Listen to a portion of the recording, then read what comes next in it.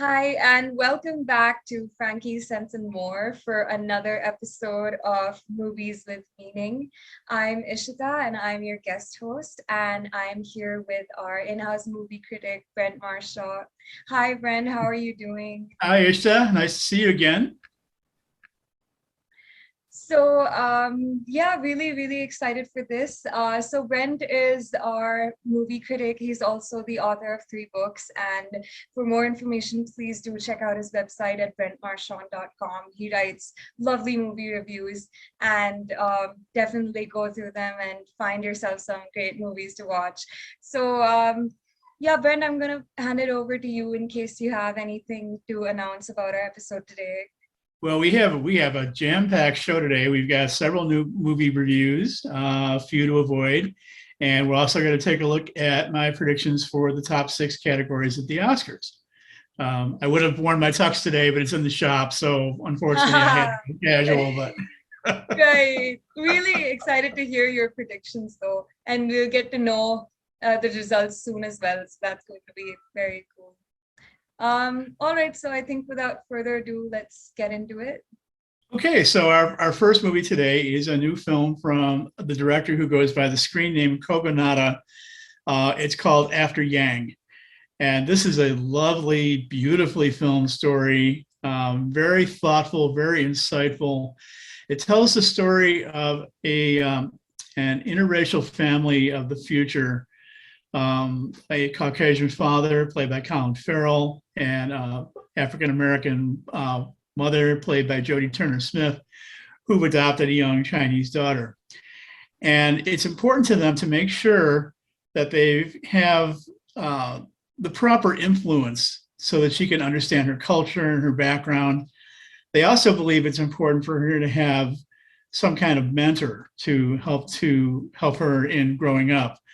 So with technology being what it is in the future, they end up going to a company called Brothers and Sisters, where essentially they're able to purchase an artificial life form known as a transsapient, who can serve the role that they're exactly looking for him to fulfill within the family, being an older mentor and being Chinese himself, being able to inform his younger sister about Chinese culture, or what he calls Chinese fun facts.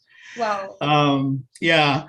Now everything is going along perfectly fine. The transsapient, who goes by the name of Yang, is thought of really as being like a sibling and a son within this family structure. Unfortunately, at some point, he starts to malfunction. And the family is upset about what to do about it. So they end up going back to the place where they purchased him, and they start looking into what the trouble might be. Unfortunately, they don't seem to be able to come up with an identifiable answer. So the father decides that he's going to consult somebody who works on transsapiens essentially illegally, to get to the cause of the problem. And they discover that the problem rests with a recording device that he's got within him. It's not something that can be repaired, but it's something that can be accessed. And the dad decides that he wants to look into this recording device to see what he can find out. What this recording device does is it memorializes what the transsapient considers to be most important in its life. And when he starts reviewing these recordings, his eyes are opened tremendously in terms of figuring out and seeing what the transsapient feels is most important. Now, I won't go any further than that because that'll give away too much. But the thing that's really interesting about this is that it raises some really interesting questions about the idea of, what do we think of as sentience? What do we think of as being an individual, being a member of a family? Is it something that's always necessarily based on biology, or can it be based on technology as well? That's a really interesting question, I think, that we're facing now as a species, as we're beginning to look at more things like AI becoming a bigger part of our world and culture. It's also interesting in the fact that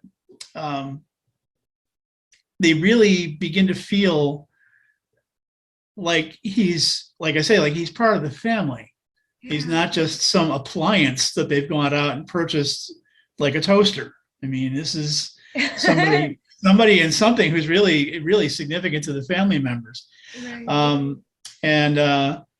It raises also an interesting specter too, in the fact that we've been so conditioned to think in all cases that AI is dangerous and evil and is going to take over the world. Yeah. But when you look at the role that Yang plays within this family, it's far from it.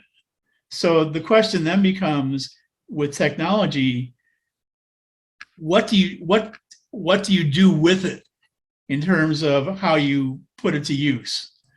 I mean, you have the option of putting it to use for nefarious purposes, or you have the option of letting it be something extremely beneficial, as it is here. So these are the questions that the film addresses and that the family has to wrestle with as they're going through this process of seeing what they can do to try to repair Yang. It's a really very touching, thoughtful, emotionally moving movie. It's beautifully filmed, which is a hallmark of the Kogonada films. It's based on a short story called Saying Goodbye to Yang by Alexander Weinstein. And it appears in a collection called Children of the New World. So it's something that's really very thoughtful, very intriguing, very engaging. I recommend this one very highly. Wow, I am truly intrigued.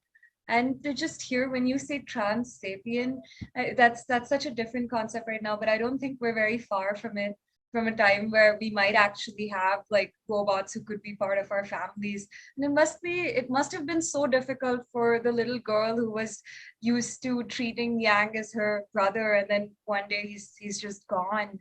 That's absolutely, yeah. She's really distraught when he starts having his trouble, because she really does think of him as an older brother. Right. Yeah, it's a great picture. I recommend this one highly. It's playing in theaters and it's playing online, and I've watched it 3 times already, and I see more stuff in it every time I watch it. Definitely recommend it highly. Okay, that's wonderful. I look forward to watching it. So how much would you rate this one? I would give this one 4.5. Okay, wow, that's 4.5 out of 5. Yeah, it's definitely worth it. Yeah, I really want to know how Yang would see the world and what he would value the most. Well, that's what comes out of the recording device. You know, when the dad plugs into that, he wears a special pair of glasses, kind of like the old Google glasses. Yeah. When he plugs into that, you see a screen appear where you have a series of little white dots appear on the screen, and each time he zooms in on one of them, you see a different memory pop up, and you see Yang's recollections of his interactions with the father and the mother and the daughter, as well as a mystery woman that the family knows nothing about, which is another intriguing aspect about the story. Wow, I really look forward to watching it. I really recommend this director's works in general quite a bit. He came out with a film a couple of years ago called Columbus, which is also wonderful and beautiful. And I believe Frankie and I may have reviewed that at the time that it came out. So if you're really interested in the work of this director, definitely check out both films. Great. We'll be sure to do that. So moving on to our next film. Yeah, we have another science fiction film. This one I had not heard a thing about until actually I saw it pop up in the theaters. It's a film called Strawberry Mansion. And this is set in the year 2035.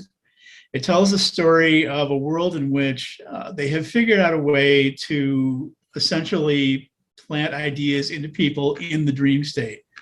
So if you're a company looking to try and plug a particular product, you have an opportunity now to be able to suggest this to people while they're in their sleep. And they're not really aware that it's going on, but when they wake up, they automatically think, gee, I need to go get some of that. So the other thing that's going on here too is that the dreams are recorded for taxation purposes. Apparently, the government has figured out a way that, well, as long as we've got this technology in place, let's look for a way to make money off of it as well. And people dutifully, like sheep, go along and willingly pay the taxes and then go out and buy the products. And they're really not understanding exactly why they're doing it. Well, in this film, it follows the story of a tax auditor who is assigned to do an audit of an older woman who has not been paying her taxes. And she lives in a remote location in a big, beautiful house that she calls the Strawberry Mansion. And when he arrives to do the audit, she's remarkably warmly welcomed, which is something that most people probably would not think would typically happen with the tax man. Right. But he comes in and he tells her why he's there and begins doing his audit. And he finds that she is so backlogged with not reporting anything that he has about 2,000 tapes to review. And it's also going to be complicated for him because it's in an old taping format. But, you know, she willingly cooperates on every front. So he accepts her assistance and starts forward with it. And as he does, he begins to discover that she has really quite a fascinating past. He becomes very intrigued by this. And the more he begins to be intrigued by this, the more that she says, we have a deeper connection here than just this audit, which really intrigues him even more. He's concerned about being able to maintain his professionalism, but he kind of feels as though it's starting to slip away when he becomes more personally involved with this person. So again, I'll leave it there to avoid revealing too much more, but what ends up happening is that he begins to essentially appreciate a new sense of what dreams are all about, what they can do, what they can accomplish, what they're meant to do. And it gives him an opportunity also to see through the deception that has been going on with the way the ideas have been implanted in dreams, because like everybody else, he's not immune to it either. He, as the film shows at the very beginning, he willingly goes out and pays his taxes when he wakes up and then buys the products that were implanted into his head during the dream state overnight. He has a sort of an avatar who comes to him in his sleep and says, hey, if you want to find the crispiest fried chicken, try this brand. Or if you're having a spider infestation, use this bug spray because it's the most effective. Or if you want to have soda, try this brand. It's delicious. And he willingly goes along with that and never questions any of it. That's crazy to think. Yeah, I mean, yeah. It's a movie that's it's very inventive visually. It's a movie that is very funny, and it's a movie that also has a very strong romantic angle to it. So it's interesting that it's able to fuse these three different genres into one picture. And to do it as successfully as it does. That's a pretty nifty trick when you come right down to it in terms of filmmaking. It's very attentive to detail, which is one of the things I really liked about the film. Very visually striking. I mean, it's really thoroughly enjoyable from start to finish. And as I said, this is a film that I had heard absolutely nothing about until it was playing in theaters, but it is playing in theaters and it's available online right now also. And a number of other filmmakers who have watched this, like David Lynch, the creator of the Twin Peaks series and Blue Velvet, he has extremely high praise for this film because he said it does things with cinema that a lot of filmmaking doesn't do anymore these days. Yeah. So I recommend this one. I recommend this one highly. It's wild and wacky and fun. It is a little bit stretched out toward the end, I think probably because the directors were trying to get in as much material as they could. But beyond that, I really don't have anything else I could say against this movie. It's really enjoyable and fun and out there. So how much would you give it? I would give this one 4.5 as well. Oh, wow. So it's really enjoyable, huh?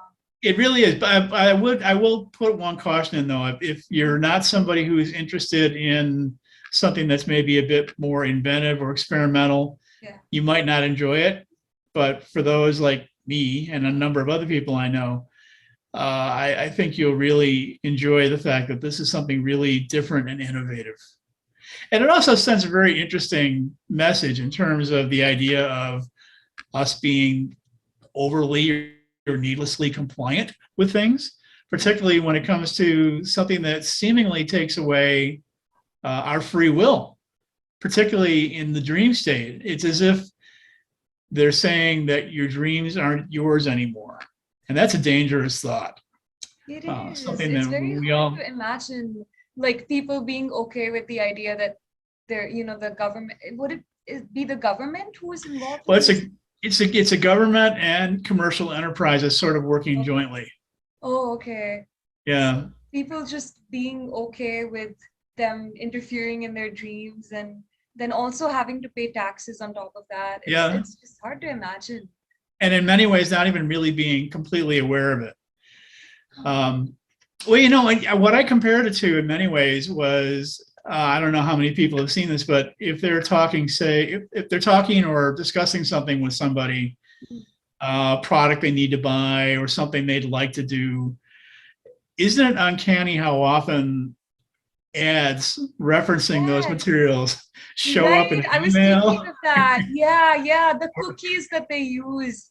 Like Yep, you're talking about something or you're searching for something on one platform and the next thing you're just seeing ads for it like everywhere, like all the different products exactly. you buy. Yeah. Exactly. So, I mean, if they can do it with social media and they can do it with email, well, I mean, how far of a leap is it then to go from that point to trying to figure out a way to get into your dreams? Yeah. With the advances going on, for example, with say wireless technology, Mhm. we don't really know completely exactly what that's capable of. Right. Maybe it's possible to beam a signal into your head while you're asleep at night, and you know, next thing you know, you're out looking for the crispiest fried chicken. I mean, Oh man, if we get one of those urges someday, I think we'll have to really start thinking about where they're coming from. exactly, and that's actually the point that the old woman is trying to convince the tax collector about, saying you don't know what's really going on here. You really need to be paying closer attention to how you're being manipulated. Wow. That's something But yeah. but since he, like everybody else, is essentially clueless to all this, well, it doesn't seem to think, why should I have to even question this? Well, maybe you should. Oh, right. I'm still a little bit confused about the role of the taxpayer. Like, what exactly does he do with the dreams? Well, everybody has the dreams, and the images that pop up within the dreams Hmm. are assigned each a certain taxable amount.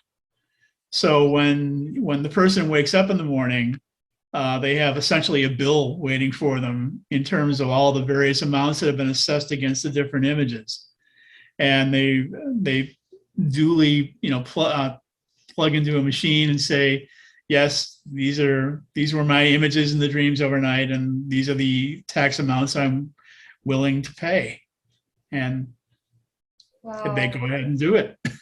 Oh, that's a crazy system to imagine. Man, It I would certainly probably is. broke.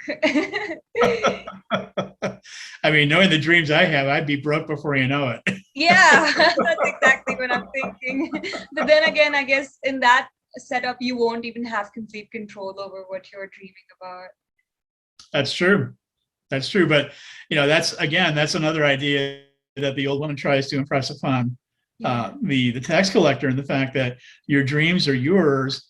You can dream whatever you want. You don't have to pay any taxes on it. You don't have to go out and act on it by being the consumer that they're asking you to be.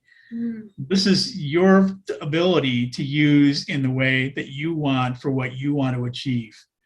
And that's something that apparently almost everybody has lost sight of in this future time frame. Now that dreams have been restructured in a way that's designed to generate revenue and increase product sales. Mm. Wow. That's really, really thought-provoking. So I think with that, we can move on to our next movie. Yes, my next movie is a film that comes from the Republic of Kosovo over in Eastern Europe. It's based on a true story. It's called Hive.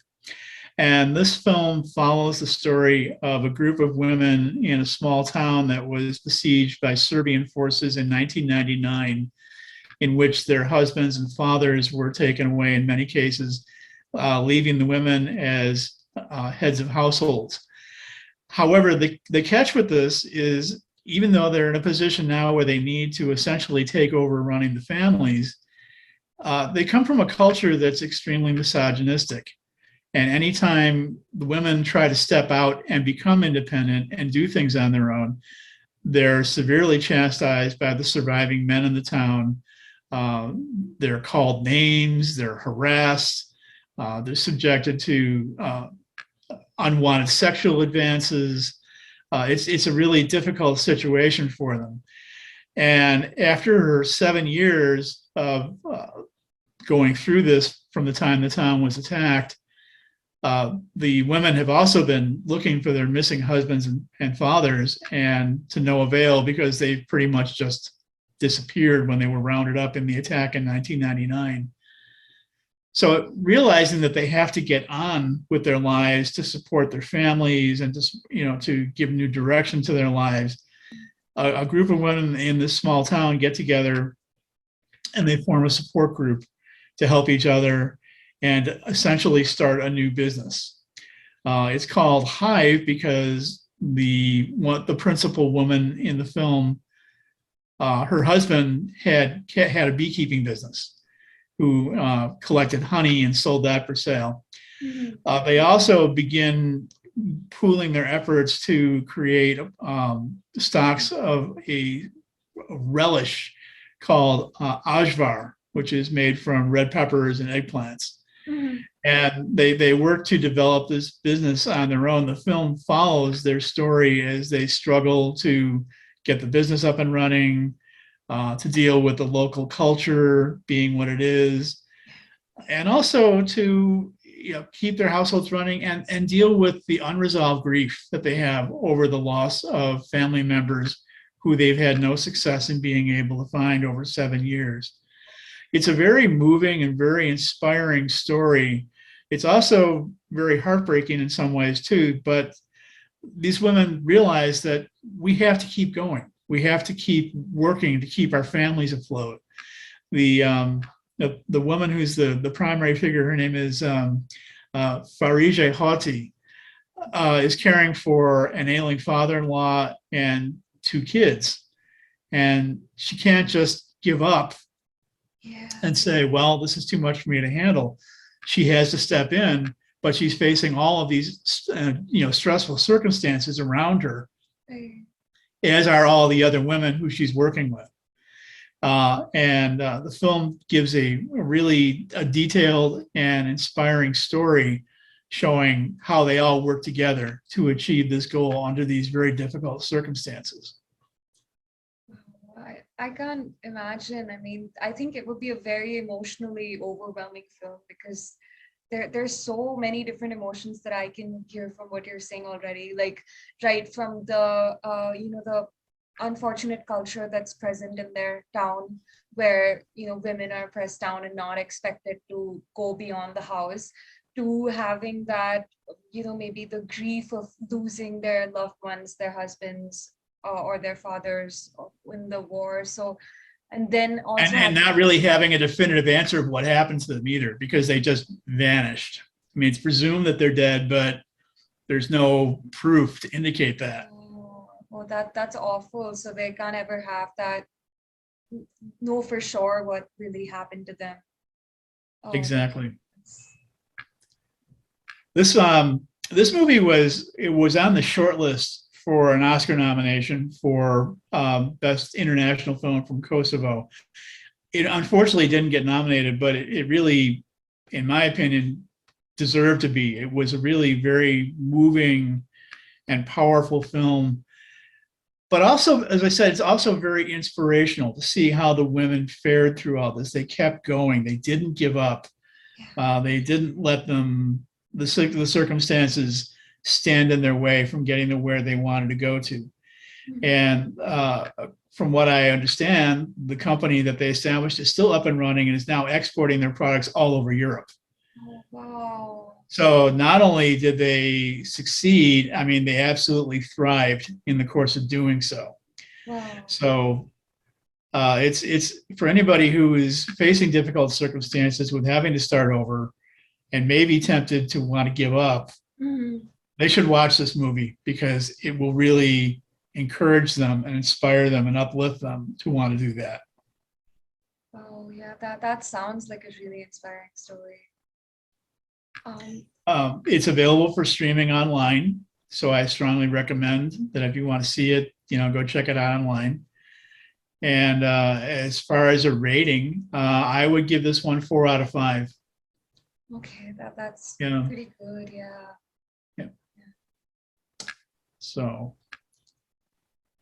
So moving on, our last new film this week is a film version adaptation of the story of Cyrano de Bergerac. It's called Cyrano. And this latest version is a musical.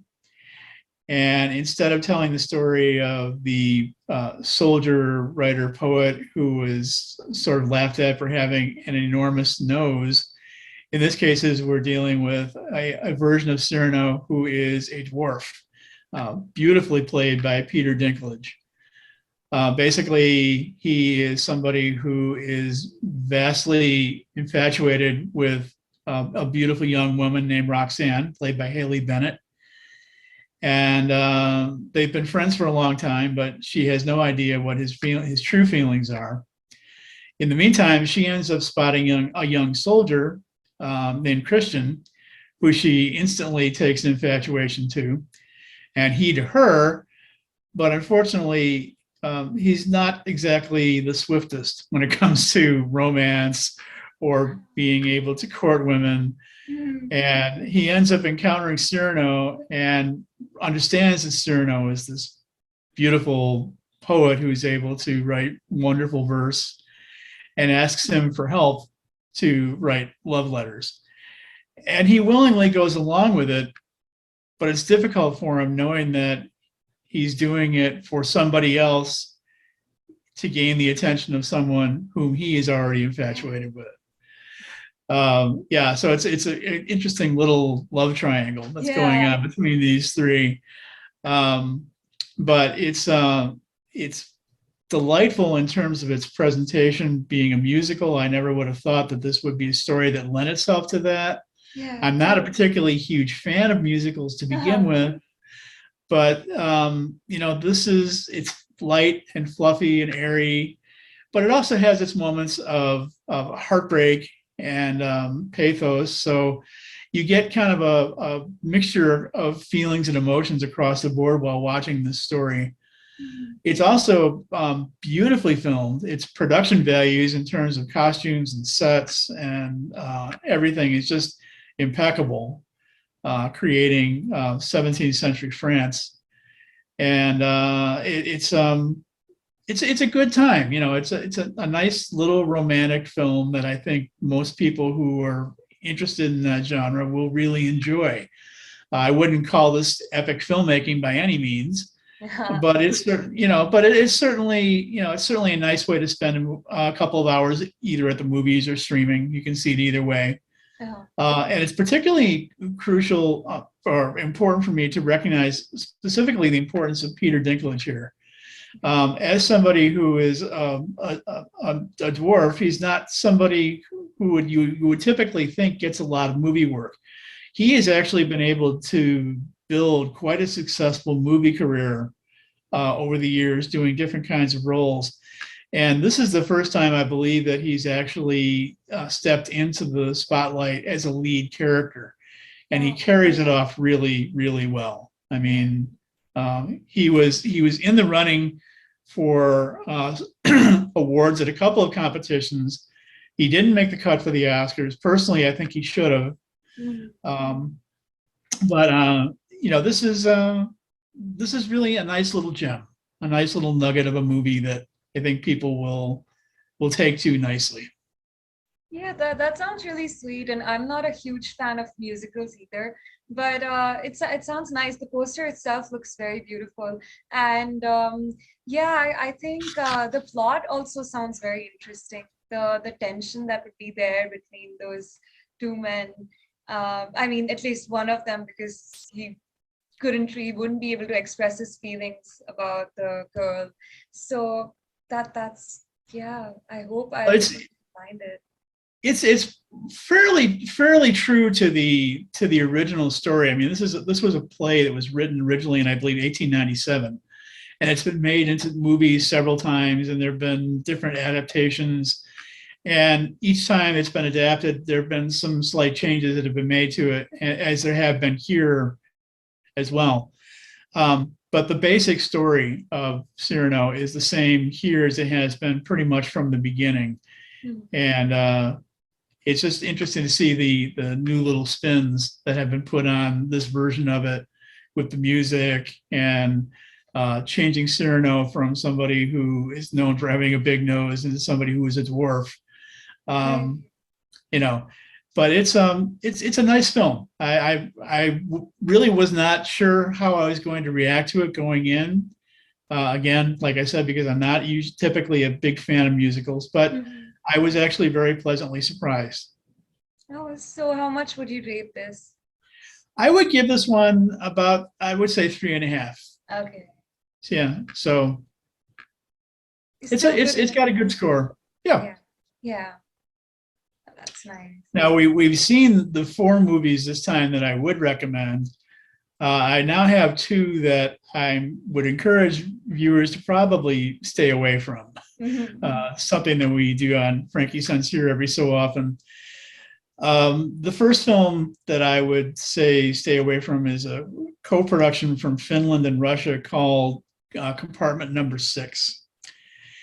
And this tells the story of a young woman who is she's a Finnish exchange student studying in Moscow. She's studying archaeology, and she decides that she wants to go see a collection of storied petroglyphs that are located near the Arctic port of Murmansk. So she ends up deciding to book a train trip to go up there, and she ends up getting assigned to a compartment with this guy who is an absolute drunken, obnoxious, buffoonish lout. I mean, he's really not somebody who you'd want to have a drink with, let alone be stuck in a train compartment for several days. And she's really put off by him initially in terms of his behavior. He makes unwanted sexual advances toward her. But lo and behold, over the course of a day or two, she starts taking a liking to him, Oh which no. I absolutely did not buy for a minute. I Yeah, mean, with the way you describe that guy, I can't imagine it.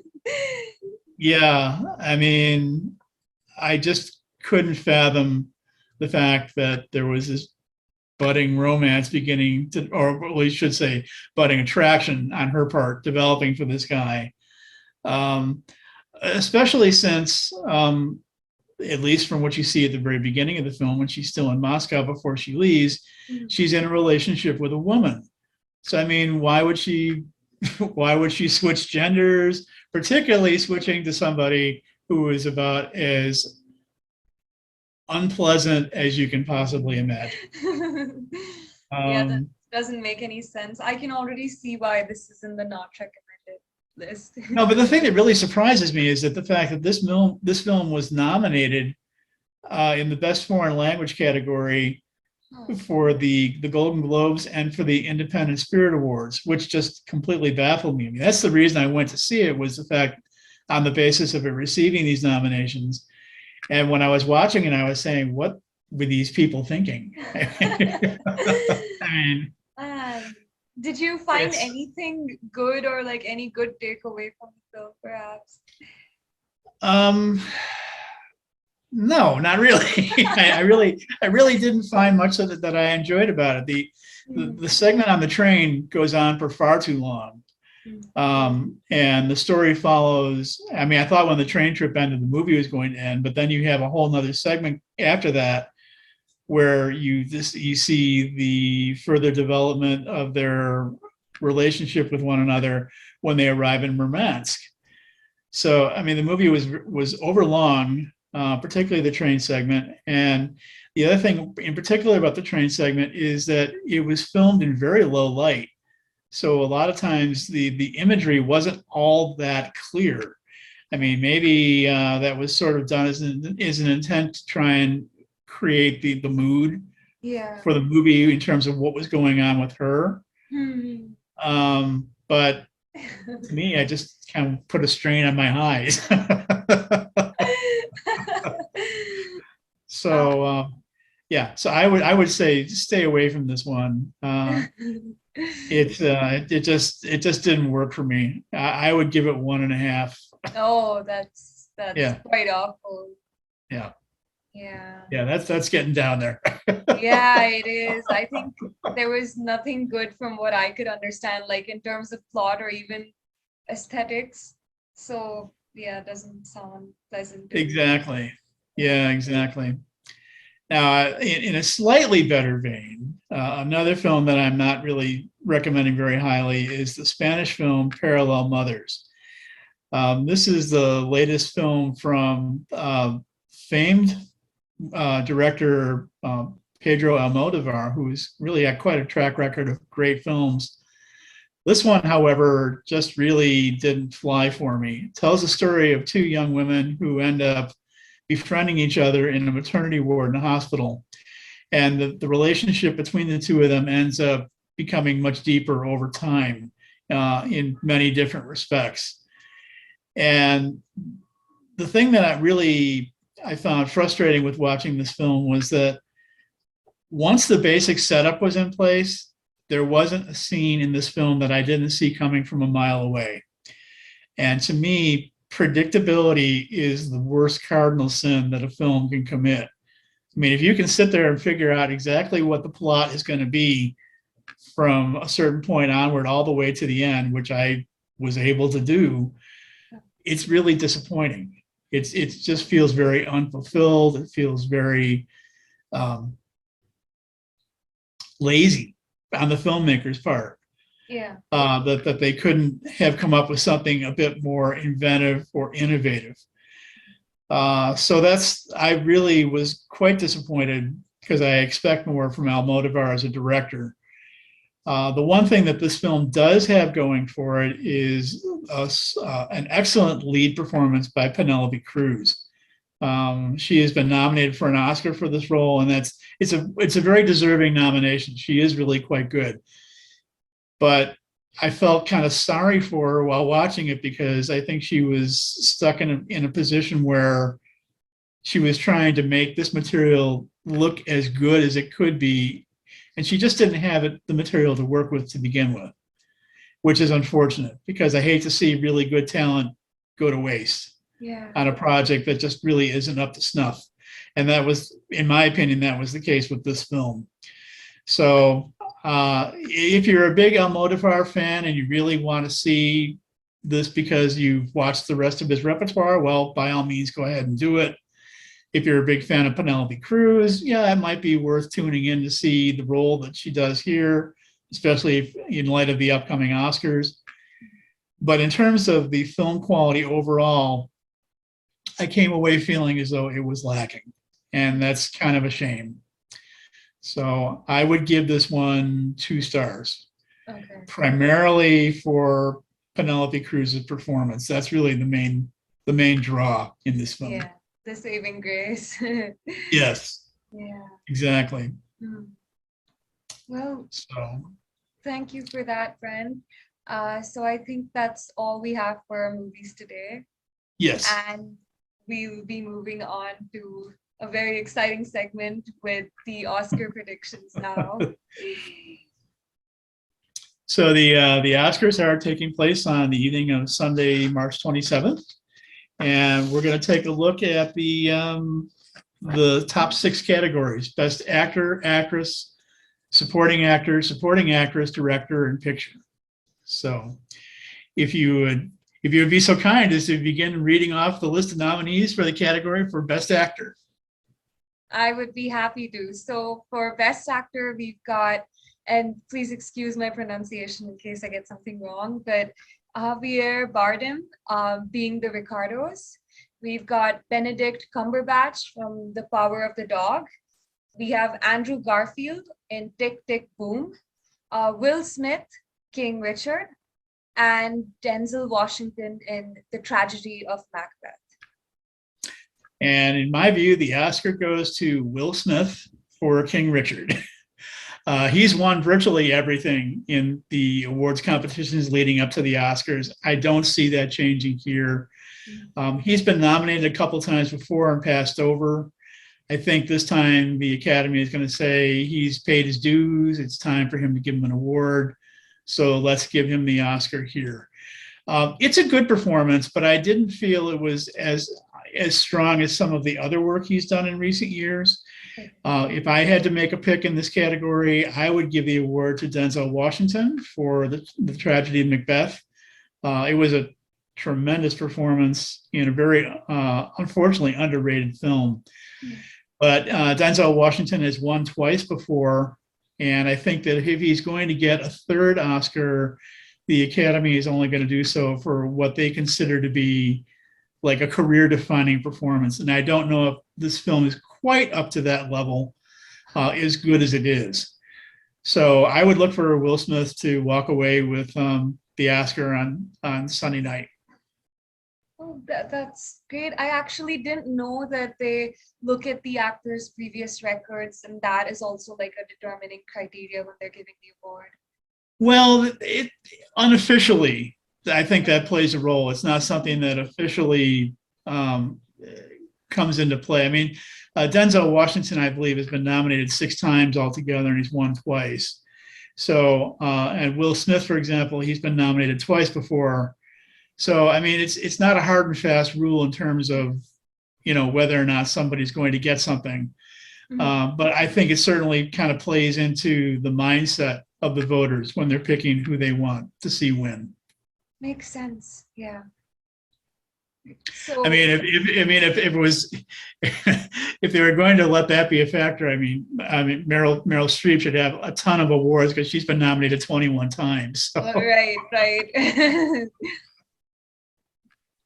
Well, on to our next category then. Yeah, let's move on to Best Actress. Okay, so for Best Actress, we've got Jessica Chastain in The Eyes of Tammy Faye. We have Olivia Colman in The Lost Daughter. We have Penelope Cruz in Parallel Mothers. Nicole Kidman in Being the Ricardos. And finally, Kristen Stewart in Spencer. And for me, the Oscar goes to Jessica Chastain for The Eyes of Tammy Faye. This is probably the hardest category to pick a winner in because there hasn't been a whole lot of consistency throughout award season, either in terms of winners or nominees. But in the most recent competitions, Jessica Chastain has started to pull away a bit in terms of having the frontrunner status. I would say it's a little bit tentative because conceivably, I think anybody else in this category could potentially win. But she gives a absolutely fine performance as the quirky televangelist Tammy Faye Baker in this film. Somebody who's known for being kind of squeaky and having way too much makeup most of the time. This is a film, by the way, that I also believe is going to win the award for Best Makeup as well, simply because of what they had to do to make her up to play the part. Right. But Jessica Chastain is a really solid actress. She's done a lot of great work over the years. I believe she's been nominated twice before, once for The Help and once for Zero Dark 30. And there have been a number of other times when she's given roles where she wasn't nominated, where she probably could have or should have been in the mix, but got passed over. I think the Academy is going to, like Will Smith, I think they're going to recognize that she has paid her dues. It's time for her to get an Oscar, and this will be the award that she finally gets it for. And the reason, part of the other reason why I say that is three of the other people in the category, Olivia Colman, Penelope Cruz, and Nicole Kidman, have all won before. And Kristen Stewart, who would be actually my personal choice for winning the award here, played Lady Di in the film Spencer. And it was a very controversial film that a lot of people didn't like, primarily because they portrayed Princess Diana in a often less than flattering light. And I don't think people want to think of seeing the character from that perspective. Right. But personally, I really think she gave the best performance in this category. She could be a dark horse. She might end up pulling an upset, but I don't think so. I think it's going to be Jessica Chastain. Okay, great. I think it's very intriguing how there's so many other factors at play also. Like you said, Kristen Stewart probably gave the best performance, but because she was playing a character which people didn't like, that subconsciously played in their minds and maybe put her a little bit less than she should have been. Yeah, and actually it's interesting also when you compare that to the character that Jessica Chastain played, because Tammy Faye Baker was often like made the butt of jokes for many years because of the way she looked and the way she talked and the way she acted. But this film is actually a very sympathetic portrayal of her. I mean, they certainly do a fair amount of lampooning of her character in the film, but it also portrays her as somebody in a very sympathetic light, given the fact that she had a lout for a husband, that she was railroaded in a number of different ways, and that she ended up paying some very dear prices over the course of her life. But she was somebody who still managed to be able to maintain a certain degree of dignity. She was somebody who was able to bounce back. She ended up paying a lot of attention to groups that most people in her constituency ordinarily would ignore. For example, she did a great deal to help AIDS victims back in the days when the AIDS crisis was new. Yeah. And that was something that a lot of fundamentalist Christians just didn't want to deal with at all, but she didn't hesitate to take that on. Yeah. So I think for all of those reasons, it's the kind of character that the Academy would like to recognize and honor as being somebody who's worthy of, getting an award like this. That makes sense, yeah. Well, with that, on to the next category. Yes, for Best Supporting Actor. Okay, so we've got Ciarán Hinds in Belfast. We have Troy Kotsur in Coda, Jess Plemons in The Power of the Dog, J.K. Simmons in Being the Ricardos, and finally Cody Smith-McPhee in The Power of the Dog. And the Oscar is going to go to Troy Kotsur for Coda. He has been winning virtually everything in the most recent awards competitions. He didn't start out as the front runner, but he's really come on very strong of late. And I just don't see that momentum waning at this point. I think he's virtually got a lock on this award. Coda, for those who aren't aware, it's spelled in all capital letters CODA, and it's an acronym that stands for Children of Deaf Adults. Troy Kotsur is a deaf actor, and he plays a father in a family where all of the people in the family are deaf except for the one daughter who wants to become a singer. So there's a certain sort of irony going on in the way the story unfolds, where you have somebody, the only one who wants to hear, wants to become a singer in a family where everyone else is deaf. Personally, while this was a good performance, I didn't think it was the strongest in the category. My choices here would either be for Ciarán Hinds or for Cody Smith-McPhee. I thought they were both terrific, and they were the early frontrunners in this field, but their fortunes have kind of faded since then. So I think they're kind of on the sidelines at this point, looking in as also rans or dark horses. So I think, like I say, that you can look for Troy Kotsur to take the award on Sunday night. Well, I'm curious though, because earlier you said that actors who win multiple times, they like probably set the bar high. So they think twice before giving them the award to make sure they match that standard. So if you say that Troy Kotsur has been on a roll recently, wouldn't that make it harder for him to get the award? Well, he hasn't won an Oscar before. That's the Oh, one distinguishing factor. He's won in all the other competitions leading up to it. okay. I like to think of the other competitions in front of the Oscars as being sort of like playoffs in a sports round. See who's going to get the momentum enough to pull off the Oscar win. But the thing that's interesting about this character is that except for J.K. Simmons, these are all first-time nominees. Yeah, J.K. Simmons won for the movie Whiplash a number of years ago, but everybody else, it's their first nomination. So in many ways, ordinarily, that would make the field pretty wide open as far as who might end up being the winner. But given the fact that Troy Kotsur has won like the last 3 major awards coming into the Oscars, I think he's got the momentum behind him. I also think the Academy likes the idea of honoring Troy Kotsur because he's a deaf actor. It's a constituency in the acting community that typically has not received much in the way of attention or nominations. To my knowledge, I think the only deaf actor who has won before this was Marlee Matlin for the film Children of a Lesser God years ago. So I think they're feeling that, maybe it's time for somebody from that constituency to receive an award again. Yeah. So. Well, thank you for that, Brent. Now let's move on to the Best Supporting Actress.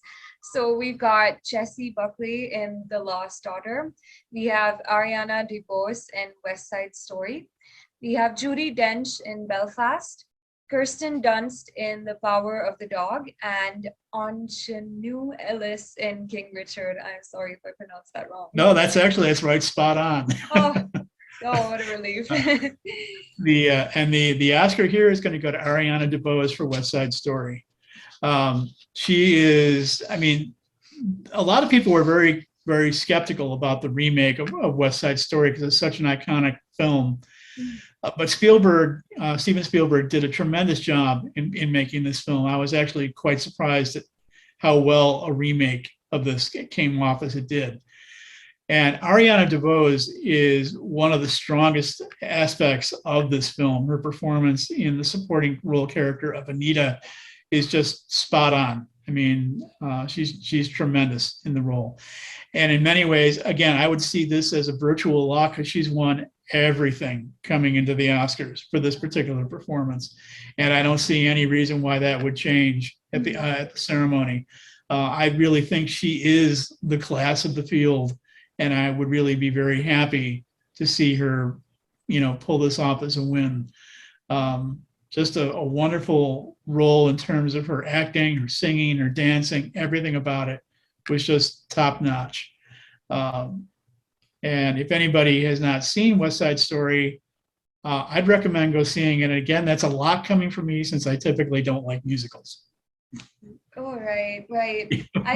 That's great. I think this is the first prediction where your prediction matches with the person who you think deserves it the most. Because in everyone else, you've had like a different prediction, and then you've got somebody who you think probably deserves it more for their acting. Yeah, exactly. There were other good performances in this category. I really liked Anjanou Ellis in King Richard. I really liked Jessie Buckley in The Lost Daughter. Was a bit surprised at the nomination for Kirsten Dunst. I really didn't think it was a particularly strong role. And I was actually kind of surprised at the nomination of Judi Dench because she's been nominated many, many times. But this was a performance that really wasn't on anybody's radar going in as a possible nominee in this category. And I kind of shook my head when I heard her name called, saying, where did this come from? She's fine. It's a good performance. I don't have any fault with it, but it just didn't seem like it was a very likely candidate to show up. Right. I hate to say this, but Judi Dench is getting old. She has won once. She has won once before. Sometimes, the Academy likes to make sure that they honor people within their lifetimes while they're still around. And maybe that was their thinking here. I'm not really sure. But I think that Judi Dench has given some other and better performances than this one. Yeah. That would have merited attention more than this one does. So, but I'm not going to begrudge it to her. You know, she's a class act all the way around, and I hope she does get an opportunity for another award at some point, because she did win once for the movie Shakespeare in Love, but it was a screen time of, I believe, less than 10 minutes. And it really didn't show off her skills, you know, to the greatest extent or the greatest light. Right. And I really would like to see her get an award for a performance that really reflects her very extensive capabilities and talents. Well, thank you, Brent. Let's move on to the Best Director. So we've got Paul Thomas Anderson for Licorice Pizza. We have Kenneth Branagh for Belfast. Jane Campion for The Power of the Dog. Okay, this is a difficult name. Let me help you out here. It's Ryusuke Hamaguchi. Thank you so much. I actually tried to look that one up because I was sure I wasn't going to pronounce it right, but then I couldn't really find one in time, you know. So well, we've got Ryusuke Hamaguchi for Drive My Car, and finally we have Steven Spielberg for West Side Story. And the award here is going to go to Jane Campion for The Power of the Dog. She has been winning, again, virtually everything in award season. She does have the advantage of being the only woman in the category, which oftentimes can help to single an individual out based on some defining trait, as this would be in this case. Personally, The Power of the Dog was a movie that it was beautifully filmed, and it was well acted, had a beautiful musical score, but it didn't have much of a story. I found it really kind of meandered throughout, which was one of the frustrations about it, because Jane Campion is a director who's known for doing very good work. She made the film The Piano a number of years ago, which was really very well liked. But this movie just seemed it was a little bit off kilter. It didn't really have the narrative to match all of the technical aspects of it that she had down as well as she did. Yeah. But again, given the fact that she has been the front runner, I think that she's going to maintain that status. There is an interesting little story involving her that I'll mention in connection with our discussion about Best Picture, that could have a significant influence in terms of the way the biggest award of the night turns out. So personally, in terms of the nominees, if I were to pick a winner here, it would be Kenneth Branagh for Belfast. I absolutely adored that film. It was beautifully shot in black and white. Tells a wonderful story of a memoir of a child growing up in Northern Ireland in the late 60s, at the time when the Troubles began developing there, and how a youngster deals with the question of coming of age during wartime. It was a really terrific film in so many regards, and I think it was very heartfelt for the director because it was sort of based on his own story.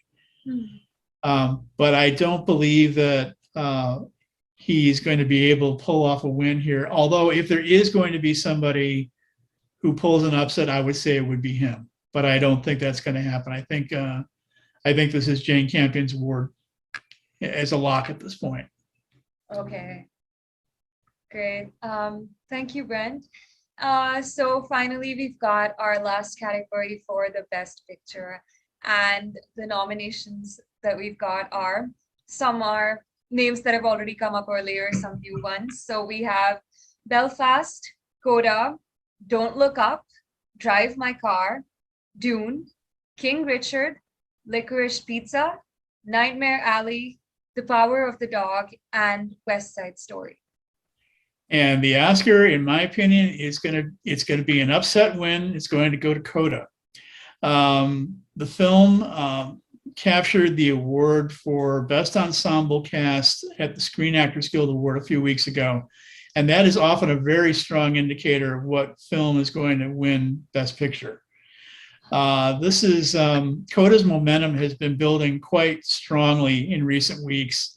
And I think that, again, it's the kind of movie that the Academy likes to think is sending the right message to the movie-going public. Yeah. And it's also a situation where it's kind of eclipsing the previous frontrunner, which was The Power of the Dog, which relates back to the story I was just mentioning about Jane Campion. Oftentimes at the Oscars, the awards for Best Director and Best Picture go hand in hand. There's very seldom a split in those two categories. And up until the time of the Critics' Choice Awards a couple of weeks ago, that combination seemed to be holding. However, in Jane Campion's acceptance speech for Best Director at the Critics' Choice Awards, she made kind of an offhanded comment that did not go over well with a lot of people, including a number of people in the Academy.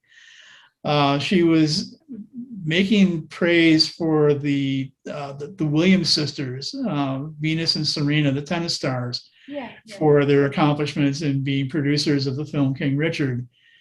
And she made mention of the fact that, she recognized their accomplishments, but then she referred to herself and said something to the effect of, but then I've got to compete against the guys. And it was seen as kind of a slap in the face at the Williams sisters that, their achievements were a little bit less than noteworthy. And that immediately had an impact. It rippled through the Academy and through voting members, and it kind of took The Power of the Dog off the radar as the leading candidate for Best Picture. A number of insiders have been speculating that, it's not going to deny her director's award, but as far as Best Picture is concerned, we're going to give that to somebody else because, this is kind of uncalled for, and a more deserving picture needs to win. Now, that happened at the same time that Coda's momentum was picking up. Right. So I think in one offhanded little comment, a picture that was a favorite suddenly became, the runner-up in many ways, and kind of put Coda into the driver's seat. So I think you're going to see that that's going to win on Sunday night. It's interesting, in terms of a number of the late season prognostications that have come out from other movie critics, they have put Coda into the driver's seat as well. So, I think they sensed that this shift in the mindset among Academy voters took place. And to even call Coda an upset winner at this point may be something of a surprise, because a lot of people have already changed their outlook to see this as the film that's probably going to take the top award. So that's where I think it's going to fall. If it doesn't go to Coda, then it will probably still go to The Power of the Dog. It may have some residual power that it's holding on to. For me, if I were picking the award in this category, I would give it to the movie Don't Look Up. It's a film that it was a Netflix film. It was a dark comedy satire about what the Earth was facing with an impending comet crash that was going to potentially wipe out the species, and the lack of significant, serious response that was being given to the impending threat. The movie was hilarious. It was absolutely hilarious. Unfortunately, it was not a very popular film with a lot of people. It was very divisive. Some people looked on it as being silly and simplistic. I think also for a lot of people, the ideas expressed in the film hit a little too close to home in terms of lack of preparedness. Right. You have a president in that film played by Meryl Streep who is more concerned with her ratings numbers than worrying about coming up with an effective response to this impending disaster. I personally think it was brilliantly done. I really was actually kind of surprised it even got nominated because of this divisiveness. And it's also interesting to note that on this list of 10 nominees, it's the only film in a number of the movie rating sites where it has a negative rating.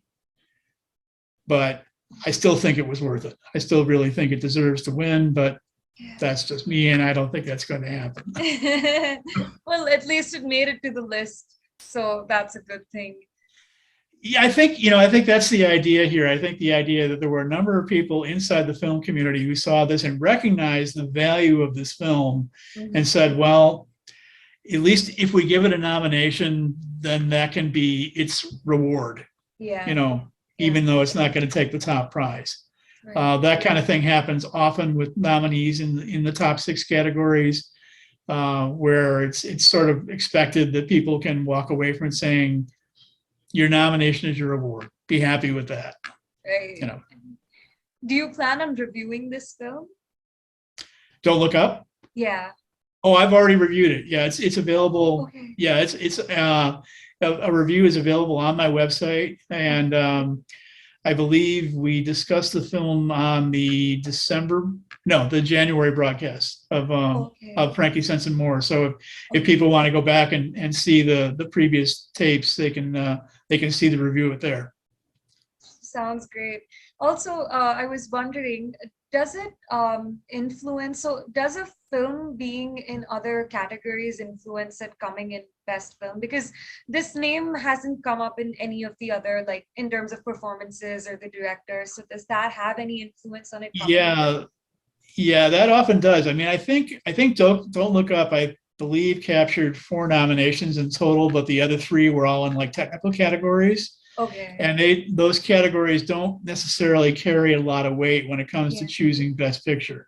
Right. A film usually needs to have acting and directing and writing nominations behind them in order to be able to capture the top prize. But in this particular case, I think the other nominations all came in the technical categories. You could make the same argument for the film Dune.